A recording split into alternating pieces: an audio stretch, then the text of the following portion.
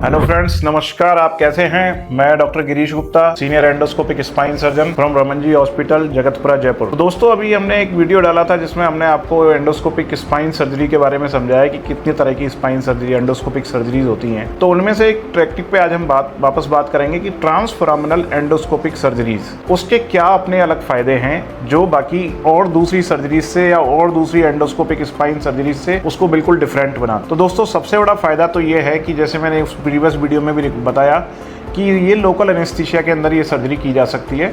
इसका मतलब ये नहीं है कि पेशेंट को पेन होता है। ड्यूरिंग सर्जरी पेशेंट एकदम कूल रहता है, पेशेंट को किसी भी तरह का कोई एहसास नहीं होता और ये 100% लोकल एनेस्थीसिया में सर्जरी की जाती है।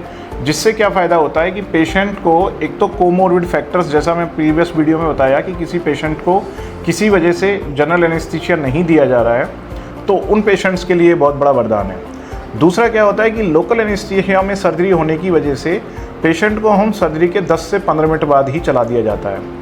थर्ड फायदा क्या होता है कि चूंकि ये सर्जरी 8 mm यानी कि 1 सेंटीमीटर से भी कम 8 मिलीमीटर के इंसिजन से ये सर्जरी की जाती है, तो इसमें पेशेंट को ब्लड लॉस नहीं होता। वेरी कॉस्मेटिक, यानी कि आपको सर्जरी का इंसिजन का निशान ही आपको ऑपरेशन के बाद नहीं मिलेगा, ढूंढने से नहीं मिलेगा। खास तौर से फीमेल पेशेंट्स की हम यदि बात करते हैं तो हमारी इंडियन फीमेल पेशेंट्स के अंदर साड़ी पहनने का कल्चर है। तो साड़ी यदि हम पहनती हैं फीमेल, तो पीछे से बैक पे यदि पीछे से कोई सर्जरी की गई है, ओपन सर्जरी या अदर माइक्रोस्कोपिक सर्जरीज, तो उसमें उसका इंसिजन पीछे से दिखता है, तो उनको बहुत ऑकवर्ड लगता है। तो उस पर उनको कुछ ना कुछ एस्थेटिक वर्क कराना होता है जिसकी वजह से वो उनका स्कार मार्क छुप सके। लेकिन ट्रांसफोरामिनल टेक्निक में ऐसा बिल्कुल नहीं है, आपका वो स्कार मार्क दिखता ही नहीं है, बिकॉज वो साइड में होता है, क्योंकि हम कमर के साइड से जाके उसकी ऑपरेशन करते हैं, सेंटर से नहीं होता है। यानी कि सपोज करो ये पेशेंट का स्पाइन है तो मैं बैक में उसके इतनी दूर से जाके ऑपरेशन करूंगा, स्टार्ट वहाँ से होता है। फोर्थ फायदा क्या होता है कि पेशेंट अगले दिन ही अपने ऑफिस को ज्वाइन कर सकता है। फिफ्थ फायदा क्या होता है कि पेशेंट को चूँकि कोई इंसिजन नहीं दिया गया है, पेशेंट की अंदर की जितनी भी स्ट्रक्चर्स हैं, मसल्स हैं, बोन्स हैं, लिगामेंट्स हैं, कोई भी स्ट्रक्चर कट नहीं किया जाता।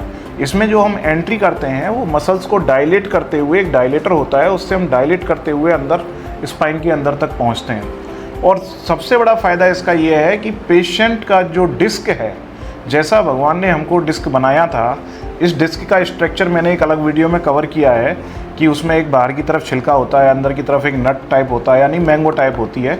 उसी तरह का पेशेंट का डिस्क वापस 3 से 4 महीने में तैयार हो जाता है। ये क्यों हो पाता है? क्योंकि हम इस टेक्निक के अंदर पेशेंट के ब्लड से ही एक प्लग तैयार करते हैं जिसको हम प्लेटलेट रिच फिब्रिन प्लग बोलते हैं। ये प्लेटलेट रिच फिब्रिन प्लग जो होता है हम डिस्क के स्पेस में अंदर रख देते हैं, जिसकी वजह से वो पेशेंट की जो डिस्क मटेरियल बचा है और जो बाहर का लेयर जो फटा हुआ है उसके लिए वो ग्रोथ फैक्टर्स प्रोवाइड कराते हैं और वो 2.5 से 3 महीने के अंदर वापस जैसा गॉड ने अपना डिस्क बनाया था वैसा डिस्क बन के तैयार हो जाता है। तो दोस्तों, ये जो टेक्निक है ट्रांसफोरामिनल एंडोस्कोपिक टेक्निक, ये एक ऐसी टेक्निक है जो बाकी की 2 एंडोस्कोपिक सर्जरीज से टोटल डिफरेंट है। और बेनिफिट्स जो आपको बताए ये उन 2 सर्जरीज में भी, यानी कि इंटरलैमिनार सर्जरीज में ये फ़ायदे हमको नहीं मिल सकते।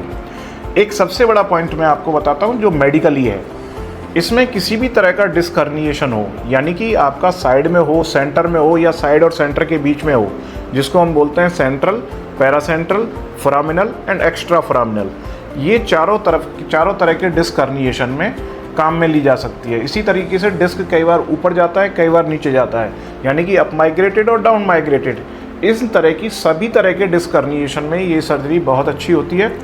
तो दोस्तों, ये एक अलग सर्जरी जिसके बारे में मैंने आपको समझाया है, ये सारे उसके बेनिफिट्स हैं।